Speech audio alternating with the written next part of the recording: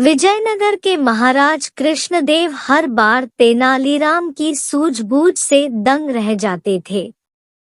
इस बार भी तेनालीराम ने महाराज को हैरान कर दिया। दरअसल एक बार महाराज कृष्णदेव पड़ोस के राज्य पर जीत हासिल करके विजयनगर लौटे और उन्होंने उत्सव मनाने की घोषणा कर दी। पूरे नगर को ऐसे सजाया गया जैसे कोई बड़ा त्योहार हो। अपनी इस जीत को यादगार बनाने के लिए महाराज कृष्णदेव के मन में विचार आया कि क्यों न नगर में विजय स्तंभ बनवाया जाए। स्तंभ बनाने के लिए महाराज ने राज्य के सबसे हुनरमंद शिल्पकार को तुरंत बुलवाया और उसे काम सौंप दिया। महाराज के आदेशानुसार शिल्पी भी अपने काम में जुट गया और कई हफ्तों तक दिन रात एक करके उसने विजय स्तंभ का काम पूरा किया। जैसे ही विजय स्तंभ बनकर तैयार हुआ तो महाराज समेत दरबारी व नगरवासी शिल्पकार की कला को देखकर उसके कायल हो गए। शिल्पी की कारीगरी से प्रसन्न होकर महाराज ने उसे दरबार में बुलाया और इनाम मांगने को कहा। उनकी बात सुनकर शिल्पकार ने कहा, हे महाराज, आपको मेरा काम पसंद आया, मेरे लिए यही सबसे बड़ा इनाम है। आप बस अपनी कृपा मुझ पर बनाए रखिएगा। शिल्पकार का जवाब सुनकर महाराज को खुशी हुई, लेकिन उन्होंने जिद पकड़ ली कि वह शिल्पी को कोई न कोई इनाम जरूर देंगे। महाराज ने शिल्पी को कहा कि उसे कोई न कोई इनाम मांगना ही होगा। महाराज की इच्छा को जानने के बाद दरबार में मौजूद अन्य दरबारी शिल्पकार से कहने लगे कि महाराज खुले मन से तुम्हें कुछ देना चाह रहे हैं, तुम जल्दी से मांग लो। शिल्पकार अपनी कला में माहिर होने के साथ ही स्वाभिमानी और बुद्धिमान भी था। शिल्पी को लगा कि अगर वह कुछ नहीं मांगता तो महाराज नाराज हो सकते हैं। अगर वह कुछ लेता है तो वह उसके स्वाभिमान और उसूलों के खिलाफ होगा। ऐसे में कुछ देर सोचने के बाद शिल्पकार ने साथ लाए अपने औजारों का झोला खाली किया और खाली झोले को महाराज की तरफ बढ़ाते हुए कहा कि इनाम स्वरूप इस झोले को दुनिया की सबसे बहुमूल्य वस्तु भर दीजिए। शिल्पी की बात सुनकर महाराज सोच में पड़ गए कि ऐसी कौन सी वस्तु है जो सबसे बहुमूल्य है। काफी देर तक सोचने के बाद महाराज ने दरबार में मौजूद राजपुरोहित व सेनापति समेत अन्य दरबारियों से इसका जवाब मांगा। घंटों सोचने के बाद भी शिल्पी को क्या दिया जाए, इसका उत्तर किसी को समझ नहीं आया। किसी से भी संतोषजनक जवाब न मिलने पर महाराज झल्ला गए और शिल्पी से कहने लगे कि इस दुनिया में हीरे जवाहरात से बढ़कर और क्या कीमती हो सकता है। चलो, मैं तुम्हारा ये झोला उसी से भर देता हूँ। महाराज की बात सुनकर शिल्पी ने इनकार में सिर हिलाते हुए कहा, नहीं महाराज, हीरे जवाहरात इस दुनिया में सबसे कीमती नहीं है। मैं वो कैसे ले सकता हूँ। संयोगवश उस दिन तेनालीराम दरबार में मौजूद नहीं थे। किसी से भी समस्या का समाधान न मिलने पर महाराज ने तुरंत तेनालीराम को बुलाने का आदेश दिया। महाराज का संदेश मिलते ही तेनालीराम तुरंत दरबार की ओर निकल पड़े। रास्ते में ही सेवक ने तेनालीराम को महाराज की चिंता का कारण बता दिया। दरबार पहुंचते ही तेनालीराम ने सबसे पहले महाराज को प्रणाम किया और फिर सभा में मौजूद अन्य लोगों का अभिवादन किया। महाराज की व्याकुलता को देखते हुए तेनालीराम ने सभा में ऊंची आवाज में कहा, जिसे भी सभा में दुनिया की सबसे बहुमूल्य वस्तु चाहिए वह सामने आए, तेनालीराम की बात सुनकर शिल्पी आगे आया और अपना खाली झोला तेनालीराम की ओर बढ़ा दिया।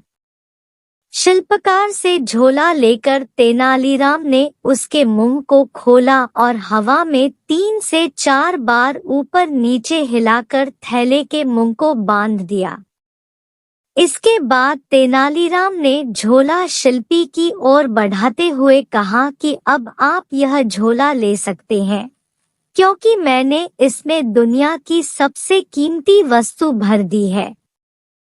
शिल्पकार ने भी झोला थामते हुए तेनालीराम को प्रणाम किया और फिर महाराज से अनुमति लेते हुए औजार उठाकर सभा से चला गया। यह दृश्य देखकर सभा में मौजूद सभी लोग अचंभित रह गए। महाराज ने उत्सुकता जाने हुए तेनालीराम से पूछा कि शिल्पी को खाली झोला देने के बावजूद भी वह बिना कुछ कहे ही क्यों चला गया। इससे पहले उसने हीरे जवाहरात जैसे कीमती सामान को बहुमूल्य मानने से इनकार कर दिया था। महाराज की उत्सुकता व दरबारियों के चेहरे पर प्रश्न चिन्ह को देखते हुए तेनालीराम ने कहा, हे महाराज, वह झोला खाली बिल्कुल भी नहीं था, क्योंकि उसमें दुनिया की सबसे बहुमूल्य वस्तु यानी हवा भरी हुई थी। इस दुनिया में हवा से कीमती और क्या हो सकता है, जिसके बिना हम जीवित नहीं रह सकते। तेनालीराम का जवाब सुनकर महाराज खुश हो हुए और उसकी पीठ थपथपाने लगे। तेनालीराम की बुद्धिमत्ता से प्रसन्न होकर महाराज ने उसे इनाम स्वरूप अपने गले से एक कीमती मोतियों की माला निकालकर पहना दी। कहानी से सीख। इस कहानी से 2 सीख मिलती है। पहली यह कि धन से स्वाभिमान नहीं खरीदा जा सकता। दूसरी यह कि दुनिया में सबसे कीमती हवा है, जिसका मूल्य कोई नहीं चुका सकता। हमें यह मुफ्त मिलती है, इसलिए हम इससे कीमती दौलत को समझ लेते हैं। राजा कृष्णदेव राय के राज्य में चेलाराम नाम का एक व्यक्ति रहता था। वह राज्य में इस बात से प्रसिद्ध था कि अगर कोई सुबह सवेरे उसका चेहरा सबसे पहले देख ले तो उसे दिन भर खाने को कुछ नहीं मिलता। लोग उसे मनहूस कहकर पुकारते थे। बेचारा चेलाराम इस बात से दुखी तो होता, लेकिन फिर भी अपने काम में लगा रहता।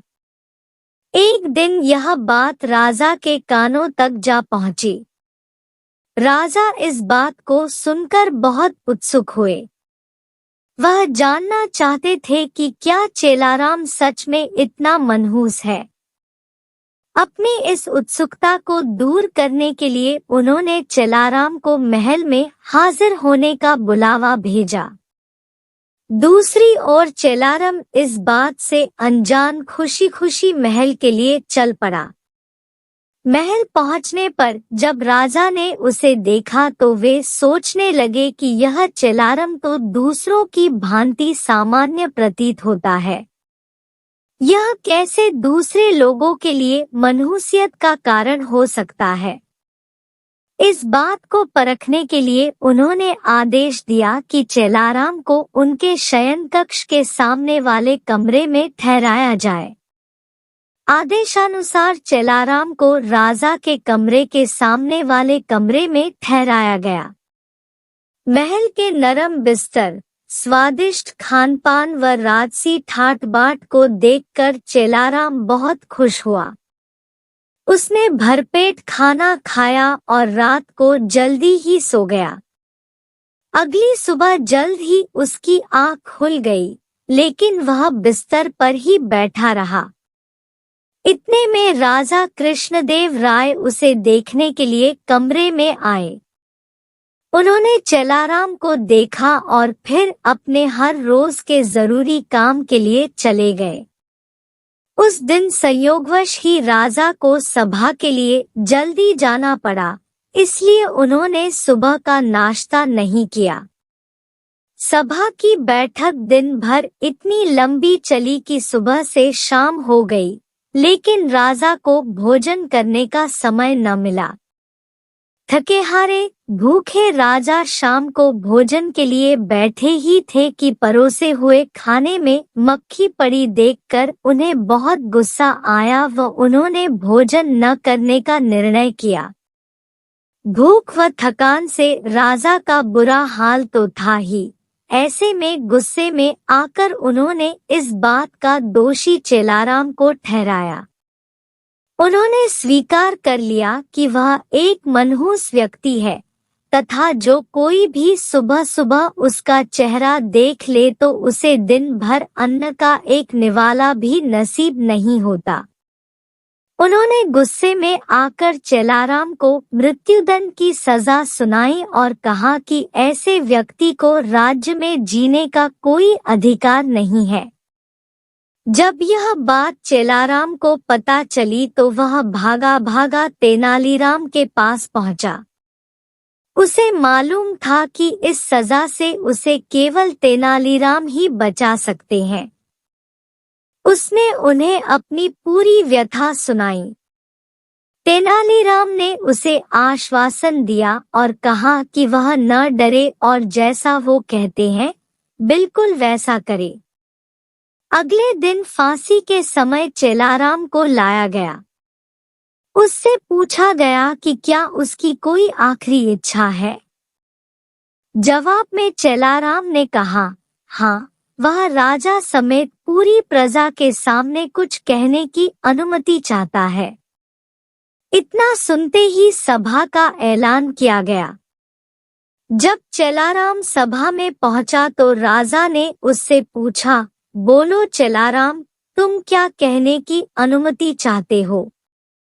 चेलाराम बोला, महाराज, मैं केवल यह कहना चाहता हूँ कि अगर मैं इतना मनहूस हूँ कि जो कोई मुझे सुबह देख ले तो उसे दिन भर भोजन नसीब नहीं होता, तो आप भी मेरी तरह एक मनहूस है। यह सुन सभी उपस्थित लोग भौचक्के के रह गए और राजा की ओर देखने लगे। राजा ने भी क्रोधित स्वर में कहा, तुम्हारी ये मजाल, तुम ऐसी बात कैसे और किस आधार पर कह सकते हो। चेलाराम ने जवाब दिया, महाराज, उस दिन सुबह सबसे पहले मैंने भी आप ही का चेहरा देखा था और मुझे मृत्युदंड की सजा सुनाई गई। इसका अर्थ तो ये हुआ कि आप भी मनहूस हैं। जो कोई सुबह सबसे पहले आपका चेहरा देख ले उसे मृत्युदंड मिलना तय है। चेलाराम की यह बात सुनकर महाराज का गुस्सा शांत हुआ और उन्हें यह एहसास हुआ कि चेलाराम निर्दोष है। उन्होंने शीघ्र ही उसे रिहा करने का आदेश दिया और उससे माफी मांगी। उन्होंने चेलाराम से पूछा कि उसे ऐसा कहने के लिए किसने कहा था। चेलाराम ने जवाब दिया, तेनालीराम के अलावा कोई और मुझे इस मृत्युदंड से नहीं बचा सकता था, इसलिए मैंने उनके समक्ष जाकर अपने प्राणों की गुहार लगाई थी। यह सुनकर महाराज अत्यंत प्रसन्न हुए और उन्होंने तेनालीराम की खूब प्रशंसा की। उनकी बुद्धिमानी को देख महाराज ने उन्हें रत्नजड़ित सोने का हार इनाम स्वरूप दिया। कहानी से सीख। तेनालीराम की इस कहानी से हमें यह शिक्षा मिलती है कि बिना सोचे विचारे हमें किसी की भी बातों में नहीं आना चाहिए। विजयनगर राज्य के राजा कृष्णदेव राय के मन में एक दिन बड़ा से शिवालय बनाने की इच्छा जगी। इस सोच के साथ उन्होंने अपने खास मंत्रियों को बुलाया और उन्हें शिवालय के लिए एक अच्छी सी जगह ढूंढने को कहा। कुछ ही दिनों में एक अच्छी सी जगह को शिवालय के लिए सभी ने चुन लिया। राजा ने भी उस जगह को पसंद किया और वहां काम शुरू करने की इजाजत दे दी। मंदिर बनाने का पूरा जिम्मा राजा ने एक मंत्री को सौंप दिया। वो अपने साथ कुछ लोगों को लेकर उस जगह की साफ सफाई करवाने लगा। तभी वहां खुदाई के दौरान शंकर देव की एक सोने की मूर्ति मिली। सोने की मूर्ति देखकर मंत्री के मन में लालच आ गया और उसने लोगों को कहकर उस मूर्ति को अपने घर में रखवा दिया। साफ सफाई करने वालों में से कुछ लोग तेनालीराम के खास थे। उन्होंने सोने की मूर्ति और मंत्री के लालच के बारे में तेनाली को बता दिया। इन सारी बातों का पता चलने के बाद भी तेनालीराम ने कुछ नहीं किया। वो सही वक्त का इंतजार करते रहे। कुछ दिनों के बाद मंदिर के लिए सुनिश्चित की गई जगह पर भूमि पूजन करने का मुहूर्त निकाला गया। सब कुछ अच्छे से होने के बाद राजा दरबार में अपने मंत्रियों के साथ मंदिर के लिए मूर्ति बनवाने की बातचीत करने लगे। उन्होंने अपने सारे मंत्रियों से इसके बारे में राय मांगी। सबसे बात करने के बाद भी राजा मूर्ति को लेकर कुछ फैसला नहीं ले पाए। राजा ने अगले दिन फिर अपने सारे मंत्रियों को दरबार में मूर्ति के बारे में चर्चा करने के लिए बुलाया। तभी एक जटाधारी सन्यासी दरबार में आया। सन्यासी को देखकर सबने उन्हें आदरपूर्वक बैठने के लिए कहा। एक आसन पर बैठकर जटाधारी सन्यासी ने राजा से कहा कि मुझे स्वयं महादेव ने यहाँ भेजा है।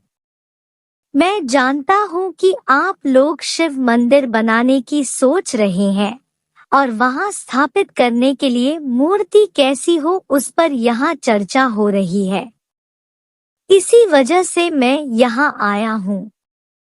जटाधारी सन्यासी ने आगे कहा कि भगवान शिव ने मुझे खुद आप लोगों की परेशानी दूर करने के लिए यहाँ भेजा है। राजा कृष्णदेव ने आश्चर्य से कहा कि खुद भगवान शिव ने आपको भेजा है। जटाधारी सन्यासी ने जवाब देते हुए कहा, हाँ, स्वयं महाकाल ने मुझे भेजा है। उन्होंने कहा कि शिव शंभू ने अपनी एक सोने की मूर्ति आपके लिए भेजी है। जटाधारी सन्यासी ने अपनी उंगली एक मंत्री की तरफ दिखाते हुए कहा कि उस मूर्ति को भगवान ने इस मंत्री के घर में रखा है। इतना कहकर सन्यासी वहां से चले गए। सन्यासी की बात सुनकर वो मंत्री डर के मारे कांप रहा था। उसके मन में हुआ कि इस जटाधारी को आखिर मूर्ति के बारे में कैसे पता चला होगा। अब उसे राजा के सामने यह बात स्वीकार करनी पड़ी कि खुदाई के दौरान उसे सोने की मूर्ति मिली थी। यह सब देखकर महाराज ने दरबार में नजर दौड़ाई और तेनालीराम को ढूंढा, लेकिन वो कहीं नजर नहीं आए। तभी कुछ देर बाद तेनालीराम दरबार में आ गए। उन्हें देखते ही सब जोर जोर से हंसने लगे। तभी एक व्यक्ति ने कहा कि अच्छा, तो यही थे वो जटाधारी सन्यासी। आपने अपनी जटाएं और कपड़े तो उतार दिए, लेकिन माला उतारने भूल गए। सबको हंसता देख महाराज भी मुस्कुराने लगे और तेनालीराम की तारीफ करते हुए मंदिर का काम करवाने की जिम्मेदारी उनके कंधों पर सौंप दी। कहानी से सीख। इस कहानी से यह सीख मिलती है कि लालच करना गलत है।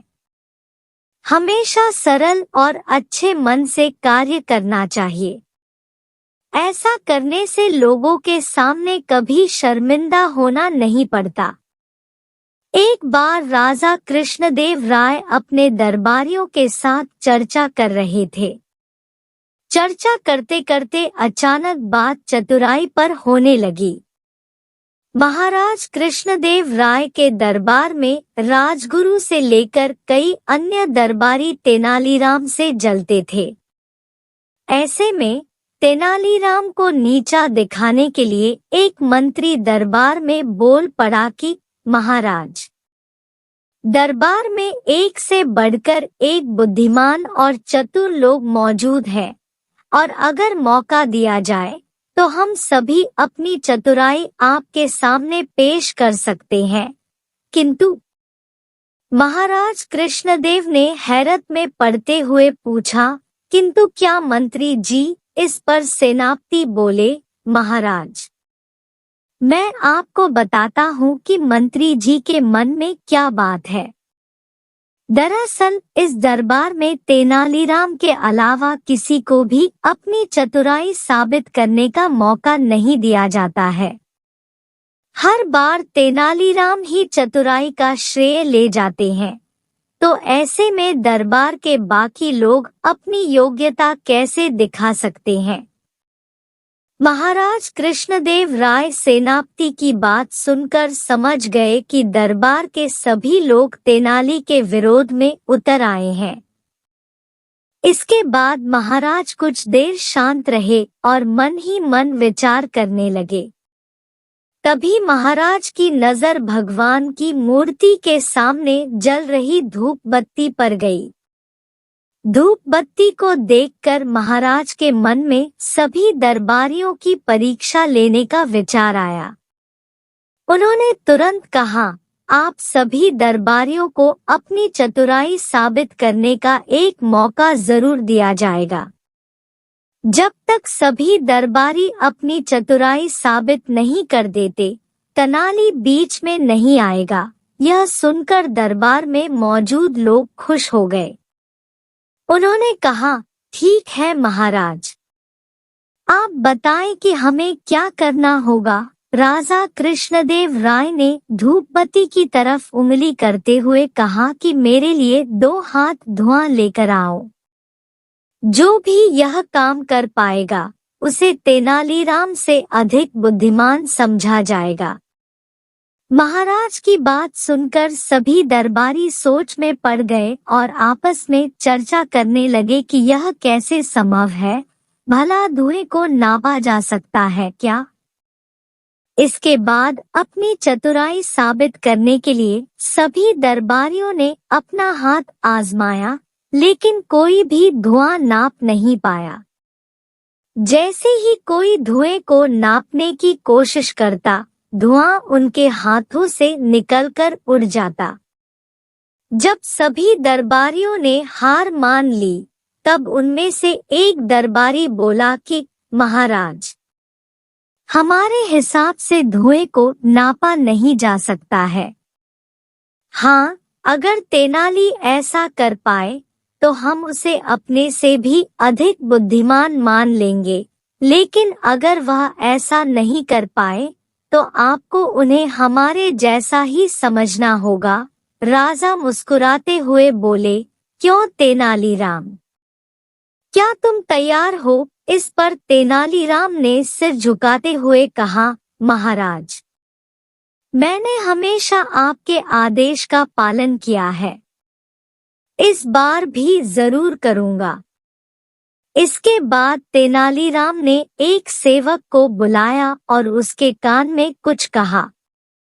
उनकी बात सुनकर सेवक तुरंत दरबार से बाहर चला गया। दरबार में चारों ओर चुप्पी छा गई। सभी यह देखने के लिए उतावले हुए जा रहे थे कि आखिर कैसे तेनालीराम राजा को 2 हाथ धुआं देता है। तभी सबकी नजर सेवक पर पड़ी, जो शीशे की बनी 2 हाथ लंबी नली लेकर दरबार में वापस आया था। तेनालीराम ने उस शीशे की नली का मुंह धूप बत्ती से निकलते धुएं पर लगा दिया। थोड़ी ही देर में शीशे की पूरी नली धुएं से भर गई और तेनाली ने जल्दी से नली के मुंह पर कपड़ा लगाकर उसे बंद कर दिया और उसे महाराज की तरफ करते हुए कहा, महाराज, यह लीजिए 2 हाथ धुआं। यह देख महाराज के चेहरे पर मुस्कान आ गई और उन्होंने तेनाली से नली लेकर दरबारियों की ओर देखा। सभी के सिर तेनालीराम की चतुराई देखकर शर्म से नीचे झुके हुए थे। वहां कुछ दरबारी तेनालीराम के पक्ष में भी थे। उन सब की आंखों में तेनालीराम के लिए सम्मान था। तेनालीराम की बुद्धिमानी और चतुराई देखकर राजा बोले, अब तो आप लोग यह समझ गए होंगे कि तेनालीराम की बराबरी करना संभव नहीं है। इसके जवाब में दरबारी कुछ भी बोल न सके और उन लोगों ने चुपचाप सिर झुका लिया। कहानी से सीख। हमें दूसरों की बुद्धिमत्ता का सम्मान करना चाहिए और किसी की चतुराई से जलन नहीं करनी चाहिए। एक किसान बहुत परेशान था। उसे अपने खेतों को सींचने के लिए पानी की जरूरत थी। इसलिए वह कई दिनों से अपनी जमीन के आसपास किसी कुएं की तलाश कर रहा था। इसी तलाश में वह घूम ही रहा था कि अचानक उसे एक कुआं दिखा। यह कुआं उसके खेतों से बहुत नजदीक था। इसलिए किसान बहुत खुश हुआ। उसने सोचा कि अब उसकी परेशानी खत्म हो गई। यह सोचकर वह खुशी खुशी घर चला गया। अगले दिन वह पानी लेने कुएं पर पहुंचा। जैसे ही उसने कुएं के नजदीक रखी बाल्टी कुएं में डाली, वहां एक आदमी आ धमका। वह किसान से बोला, यह कुआं मेरा है। तुम इससे पानी नहीं ले सकते। अगर तुम इस कुएं से पानी लेना चाहते हो, तो तुम्हें इस कुएं को खरीदना होगा। यह बात सुनकर किसान कुछ देर रुका और फिर मन ही मन सोचने लगा कि अगर मैं इस कुएं को खरीद लूं, तो मुझे कभी पानी की कमी नहीं होगी और न ही मुझे पानी के लिए इधर-उधर भटकना पड़ेगा। फिर क्या था, दोनों के बीच एक रकम तय हुई। किसान के पास उतने पैसे तो थे नहीं, लेकिन वह यह मौका छोड़ना नहीं चाहता था। इसलिए किसान ने उस आदमी को अगले दिन वह रकम देने का वादा किया और घर की ओर चल दिया। किसान के लिए कुआं खरीदने का यह अच्छा मौका था। इसलिए वह इस काम में जरा भी देर नहीं करना चाहता था। घर पहुंचते ही उसने अपने करीबियों और दोस्तों से इस बारे में बात की और कुएं के लिए तय हुई रकम का इंतजाम करने में जुट गया। थोड़ी भागदौड़ और कोशिश के बाद आखिरकार उसने वह रकम जमा कर ली। अब वह पूरी तरह से निश्चिंत हो चुका था कि उसे कुआं खरीदने से कोई नहीं रोक सकता। जमा हुए पैसों को लेकर वह फिर घर चल दिया। उसे बड़ी बेसब्री से इंतजार था कि कब रात खत्म होगी और वह कुआं खरीदने जाएगा। इसी सोच में वह पूरी रात सो नहीं सका। अगले दिन सुबह होते ही वह कुआं खरीदने निकल पड़ा। उस आदमी के घर पहुंच किसान ने उसके हाथ पर पैसे रखे और कुएं को खरीद लिया। अब तो कुआं किसान का हो गया था, तो फिर उसने पानी निकालने में देर नहीं की। जैसे ही किसान ने कुएं से पानी निकालने के लिए बाल्टी उठाई, उस आदमी ने फिर बोला, ठहरो, तुम इस कुएं से पानी नहीं निकाल सकते हो। मैंने तुम्हें कुआं बेचा है, कुएं का पानी अभी भी मेरा है। किसान मायूस हो गया और न्याय के लिए राजा के दरबार में शिकायत करने पहुंच गया। मालूम है उस राजा का नाम क्या था? राजा अकबर। राजा अकबर ने उस किसान की पूरी कहानी सुनी और फिर उस आदमी को दरबार में बुलाया जिसने वह कुआं बेचा था। राजा का फरमान सुनते ही वह आदमी भागा भागा दरबार में हाजिर हो गया। राजा ने उससे पूछा, जब तुमने इस किसान को अपना कुआं बेच दिया, तो फिर इसे पानी क्यों नहीं लेने दे रहे हो? आदमी बोला, महाराज, मैंने इसे केवल कुआं बेचा था, पानी नहीं। यह बात सुनकर राजा भी सोच में पड़ गए। उन्होंने कहा कि बात तो यह पते की कह रहा है, कुआं बेचा है, पानी तो नहीं। काफी देर सोचने के बाद जब इस समस्या को सुलझाने में वह नाकाम हो गए, तो उन्होंने बीरबल को बुलाया। बीरबल बहुत ही बुद्धिमान था, इसलिए राजा अकबर किसी भी मामले पर फैसला लेने से पहले उसकी राय जरूर लेते थे। बीरबल ने एक बार फिर दोनों से उनकी समस्या पूछी। पूरी बात जानने के बाद बीरबल ने उस आदमी से कहा, ठीक है, तुमने कुआं बेचा, पानी नहीं। फिर तुम्हारा पानी किसान के कुएं में क्या कर रहा है? कुआं तुम्हारा नहीं है, फौरन अपने पानी को कुएं से बाहर निकालो। बीरबल का इतना कहते ही उस आदमी को समझ आ गया कि अब उसकी चालाकी किसी काम नहीं आने वाली। उसने राजा से फौरन माफी मांगी और माना कि कुएं के साथ उसके पानी पर भी किसान का पूरा अधिकार है। यह देखकर राजा अकबर ने बीरबल की बुद्धिमानी की तारीफ की और कुआं बेचने वाले आदमी पर धोखेबाजी के लिए जुर्माना लगाया। कहानी से सीख। किसान और कुएं की कहानी से पता चलता है कि अपने आप को दूसरे से अधिक चालाक नहीं समझना चाहिए।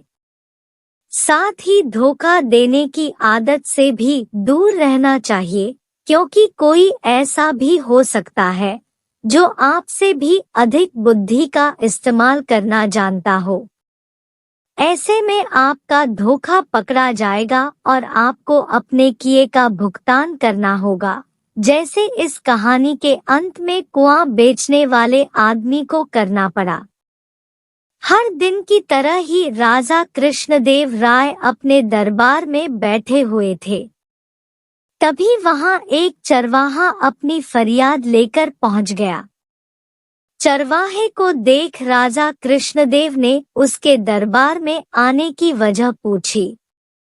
तब चरवाहा बोला, महाराज, मेरे साथ बड़ा गलत हुआ है।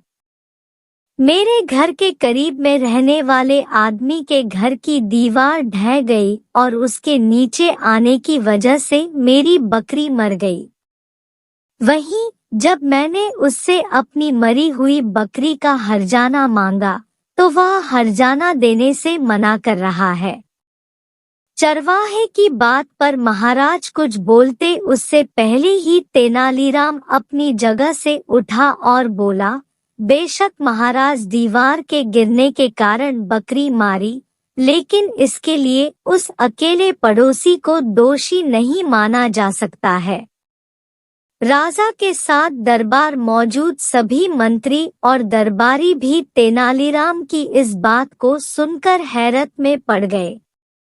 राजा ने तेनालीराम से तुरंत पूछा, फिर तुम्हारे हिसाब से और कौन दीवार गिरने के लिए अपराधी है?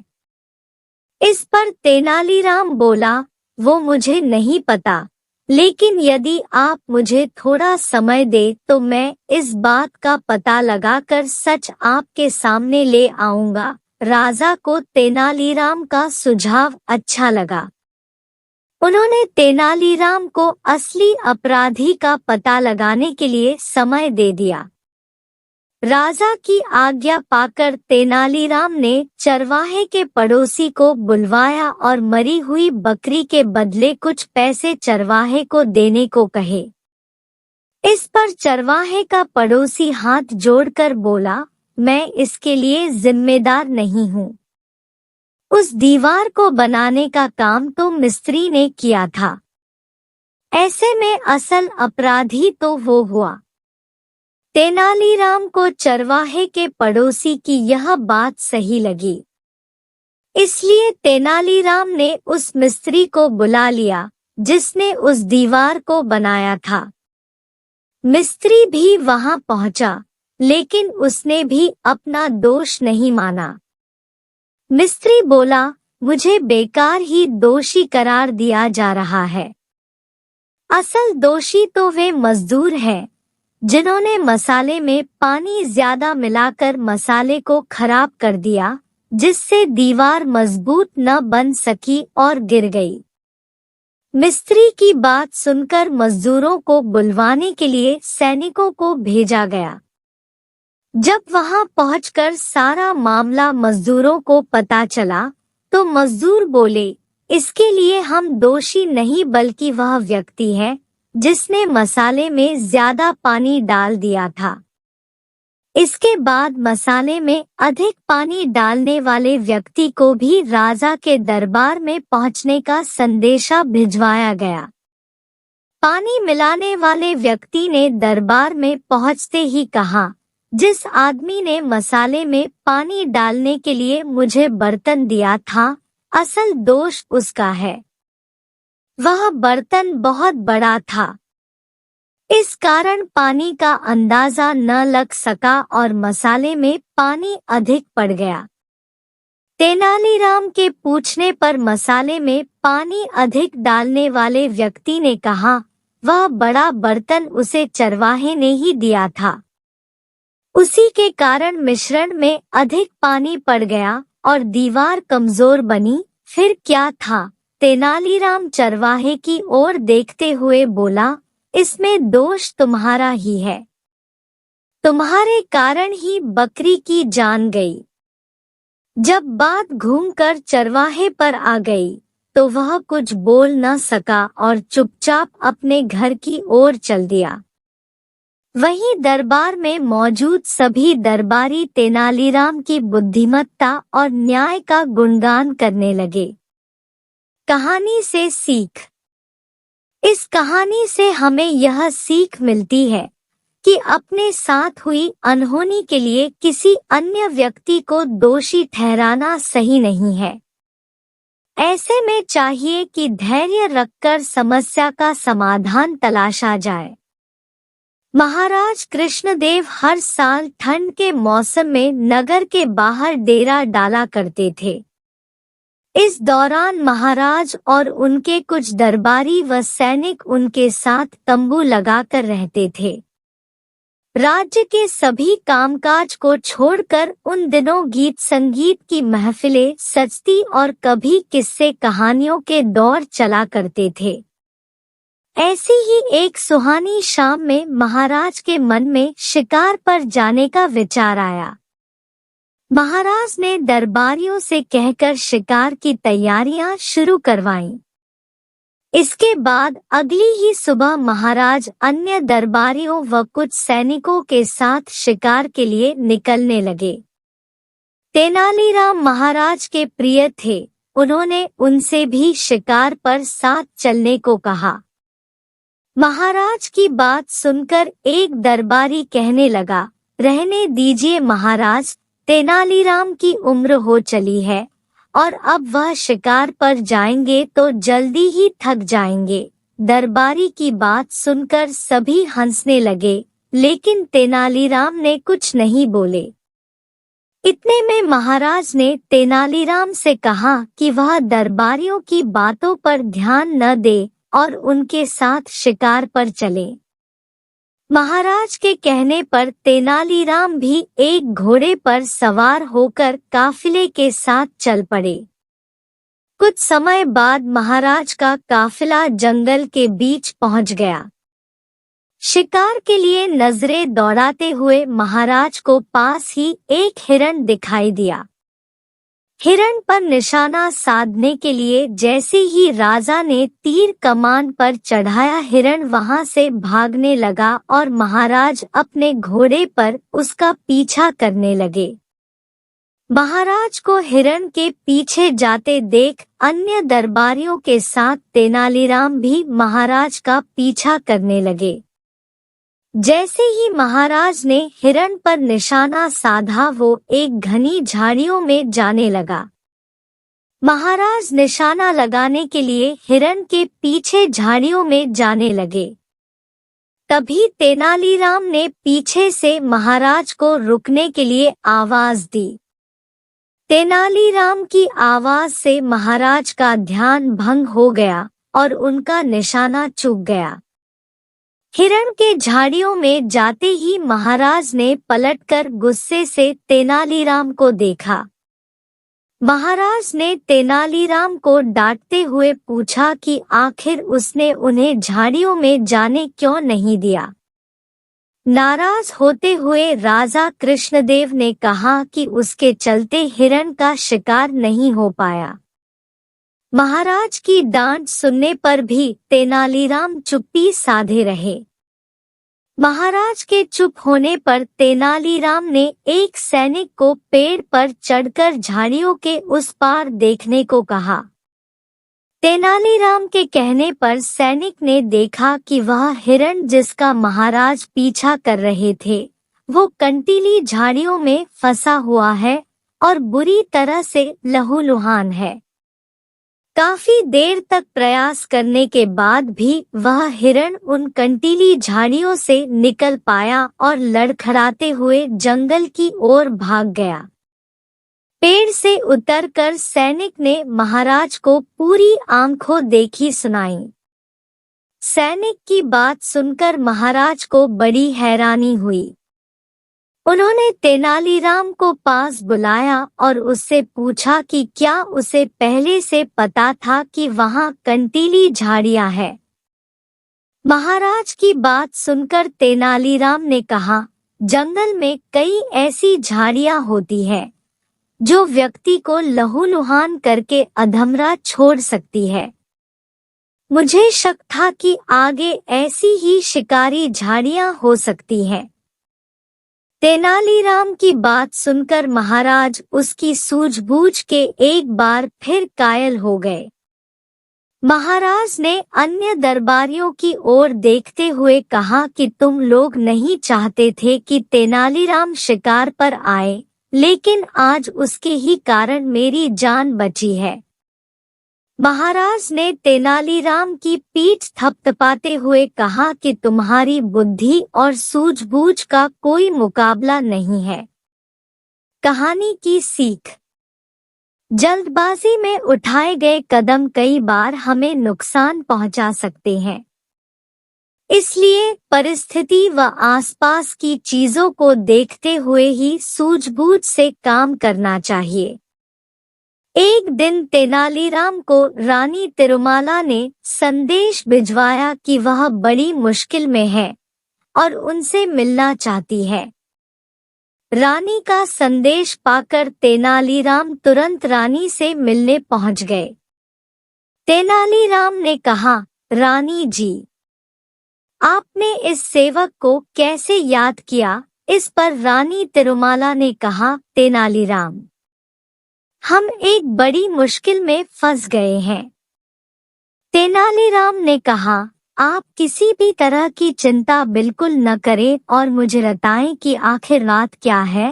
तेनालीराम की बातें सुनकर रानी की आंखें भर आईं। उन्होंने कहा, दरअसल महाराज हमसे बहुत नाराज है। तेनालीराम ने कहा, लेकिन क्यों?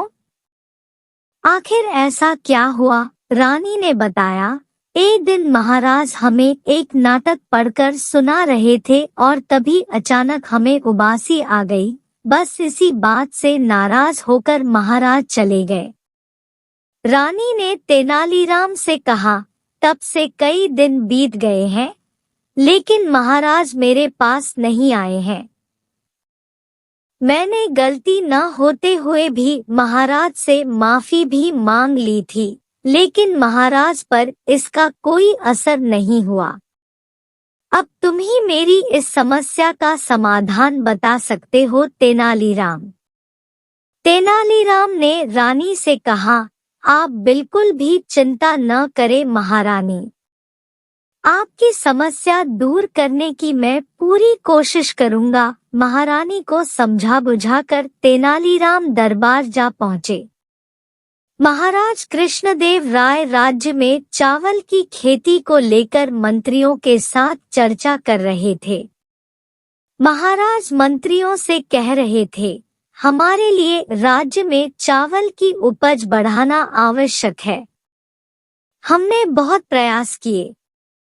हमारी कोशिशों से स्थिति में सुधार तो हुआ है, लेकिन समस्या पूरी तरह खत्म नहीं हुई है। तभी अचानक तेनालीराम ने चावल के बीजों में से एक एक बीज उठाकर कहा, महाराज, अगर इस किस्म का बीज बोया जाए तो इस साल उपज कई गुना बढ़ सकती है। महाराज ने पूछा, क्या ये बीज इसी खाद के जरिए उपजाया जा सकता है?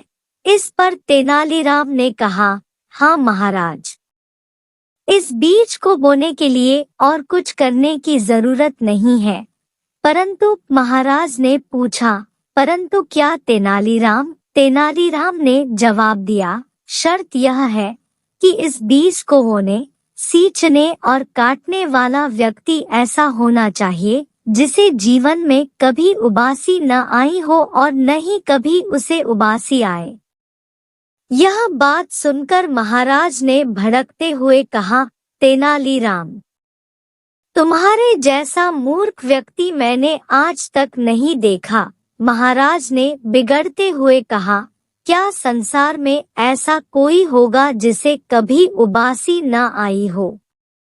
तेनालीराम ने कहा, ओ, मुझे माफ करे महाराज, मुझे नहीं पता था कि उबासी सबको आती है। मैं ही नहीं, महारानी जी भी यही समझती है कि उबासी आना बहुत बड़ा अपराध है। मैं अभी जाकर महारानी जी को भी यह बात बताता हूँ। तेनालीराम की बात सुनकर पूरी बात महाराज की समझ में आ गई। वे समझ गए कि तेनालीराम ने यह बात उन्हें सही रास्ता दिखाने के लिए कही थी। उन्होंने कहा, मैं खुद जाकर यह बात महारानी को बता दूंगा। इसके बाद महाराज तुरंत महल जाकर रानी से मिले और उनके साथ सभी शिकायतों को दूर कर दिया। कहानी से सीख। इस कहानी से हमें यह सीख मिलती है कि किसी को बिना गलती के सजा नहीं देनी चाहिए।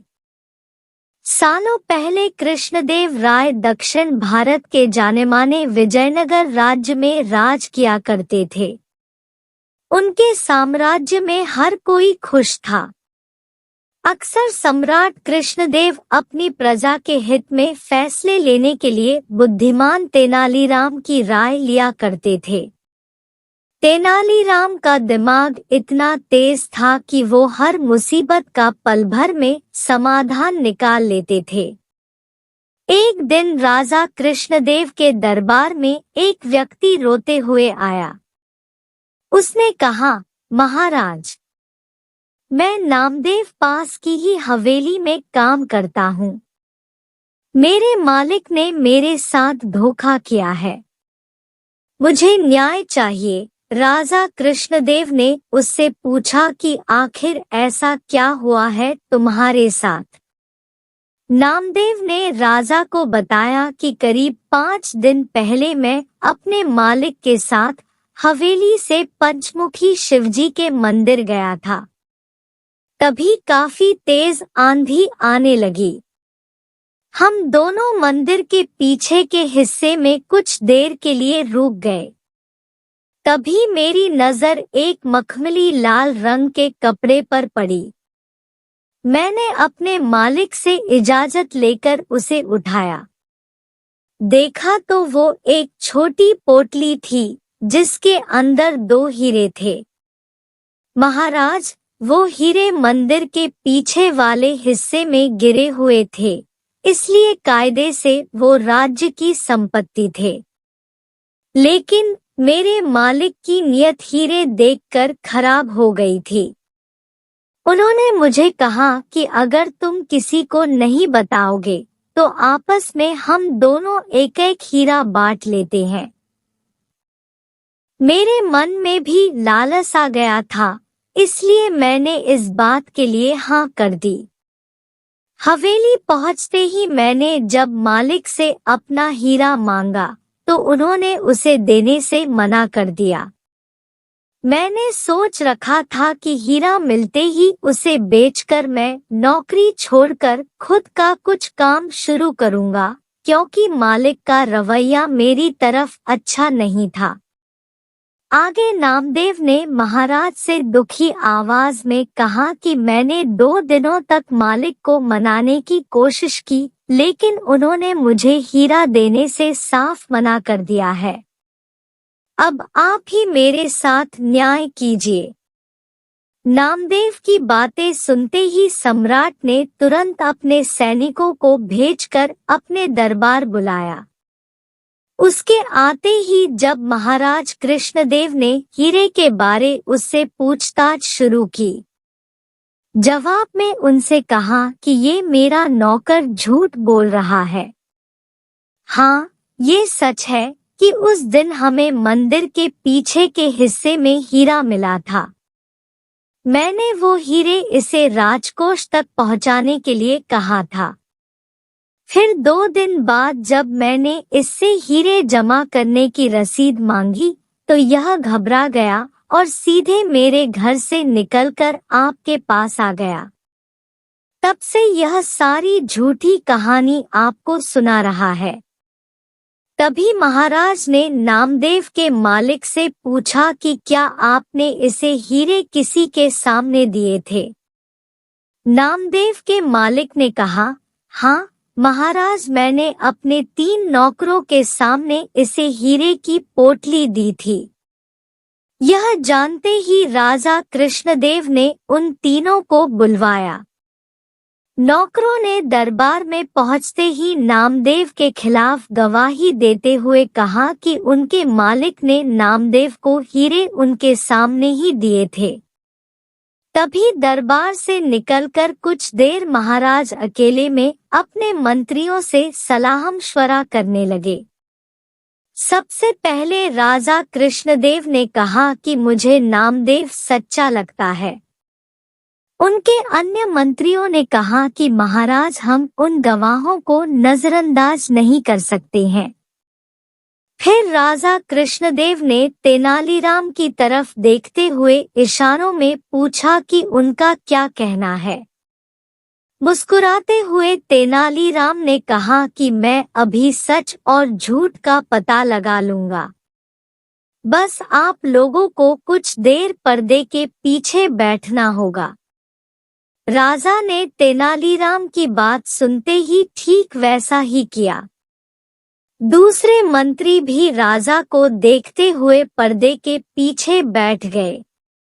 अब तेनालीराम ने पहले गवाह को बुलवाया और हीरे के बारे में पूछा। उसने वही पुराना जवाब दिया। फिर तेनालीराम ने कहा कि ये बताओ, वो हीरे कैसे दिखते थे? क्या तुम उनका आकार इस कागज में बनाकर दिखा सकते हो? उस गवाह ने कहा कि वो एक पोटली में थे, इसलिए पता नहीं कि वो कैसे दिखते थे। तेनालीराम ने पहले गवाह को वही रुकने के लिए कहकर दूसरे गवाह को बुलवाया और वही सवाल पूछा। दूसरे गवाह ने कहा, मैंने वो दोनों हीरे देखे थे।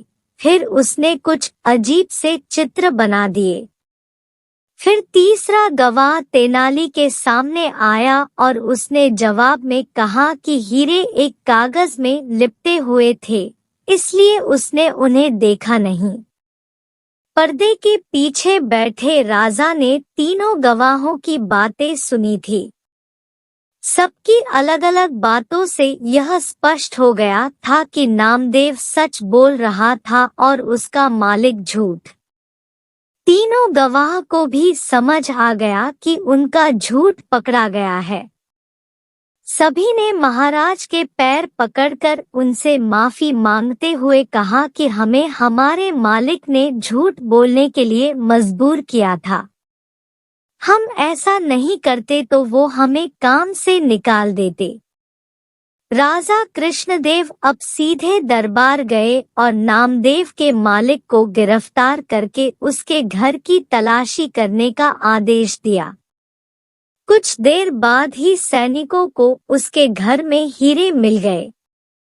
बस फिर क्या था, महाराज ने हीरे जब्त कर लिए और उस पर 30,000 स्वर्ण मुद्राओं का जुर्माना लगा दिया। उसमें से राजा ने 10,000 स्वर्ण मुद्राएं नामदेव को दे दी। कहानी से सीख। इस कहानी से दो सीख मिलती है।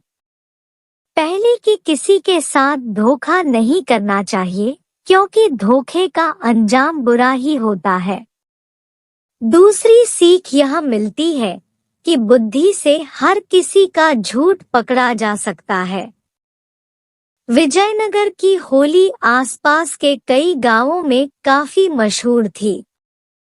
इस पर्व को यहाँ बड़ी धूमधाम के साथ मनाया जाता था। खुद महाराज कृष्णदेव राय भी इस मौके पर होने वाले आयोजनों में बढ़ चढ़कर भाग लेते थे। इस दिन किसी एक निवासी को महामूर्ख की उपाधि से नवाजा जाता था। साथ ही 10,000 सोने की मुद्राएं भी भेंट की जाती थी। अपनी सूझबूझ और वाक्पटुता के कारण तेनालीराम हर साल इस उपाधि को अपने नाम करता था।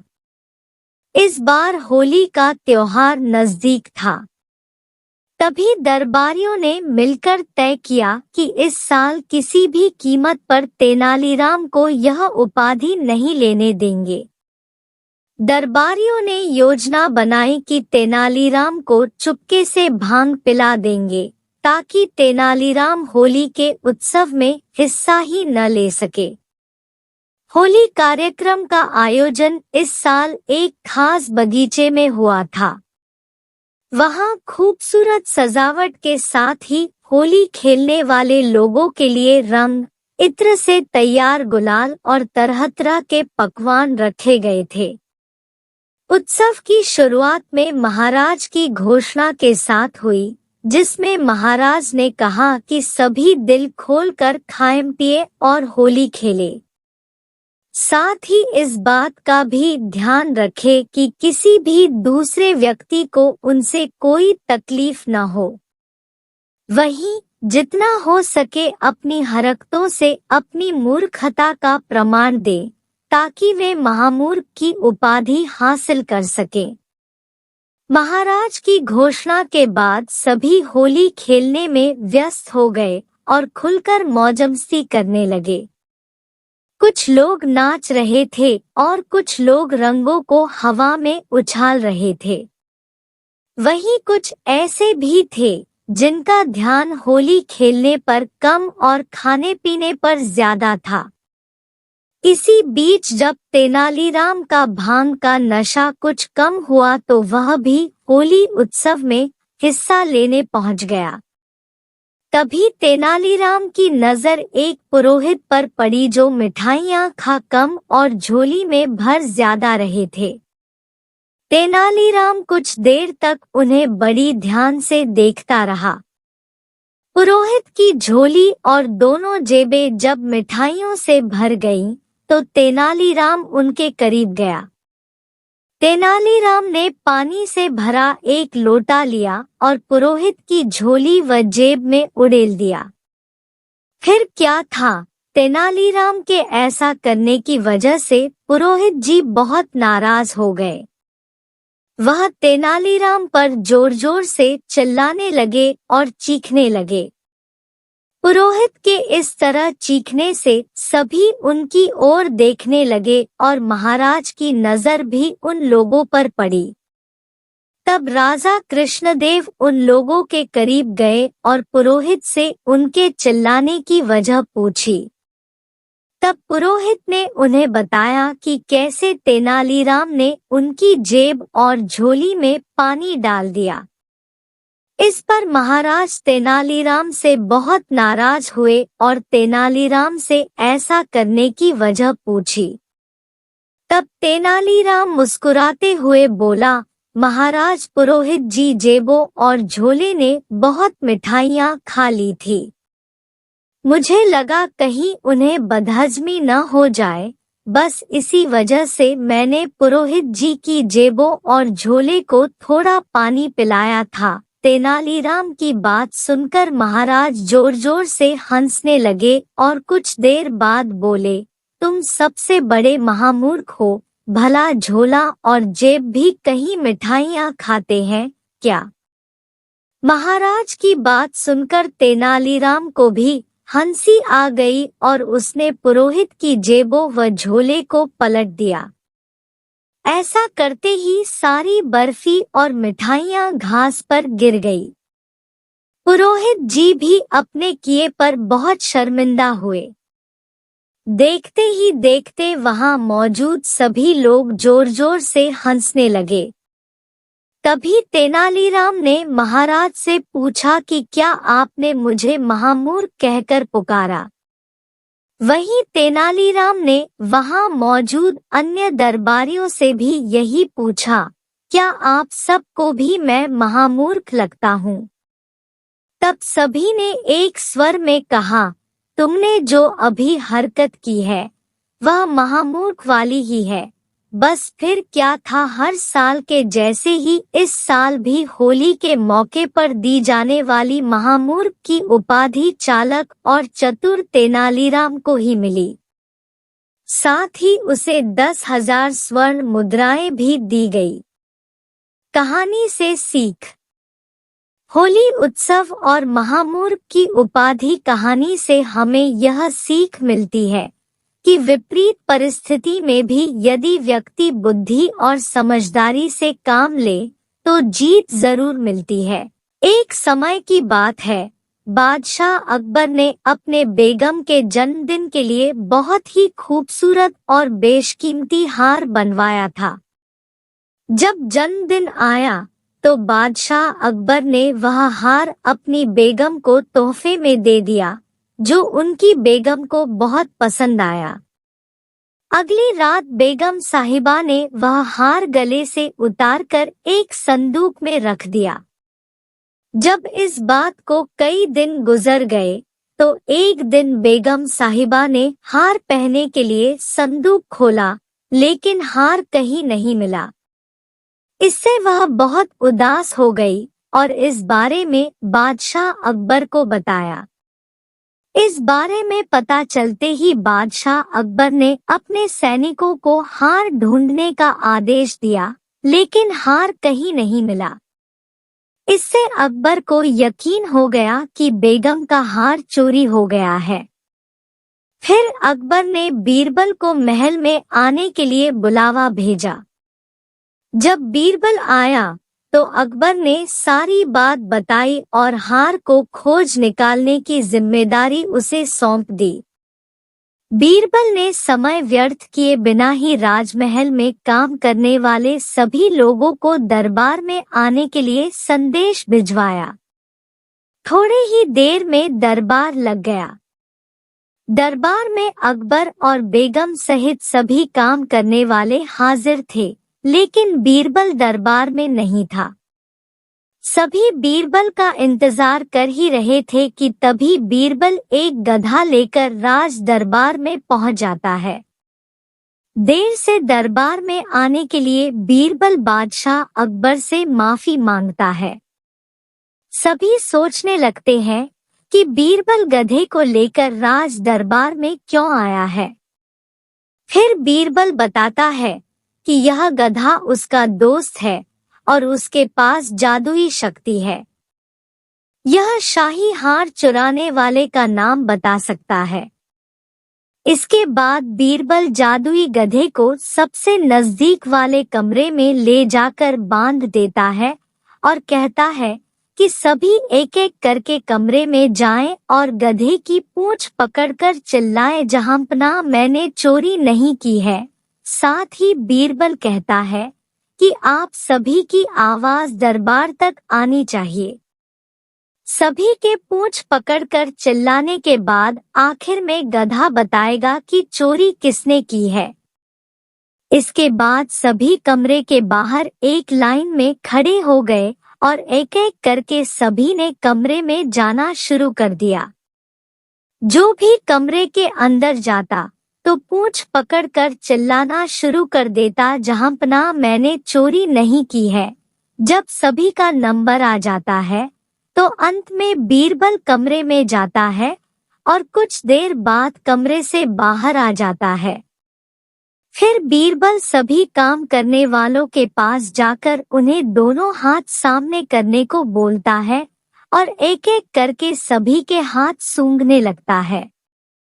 बीरबल की इस हरकत को देखकर सभी हैरान हो जाते हैं।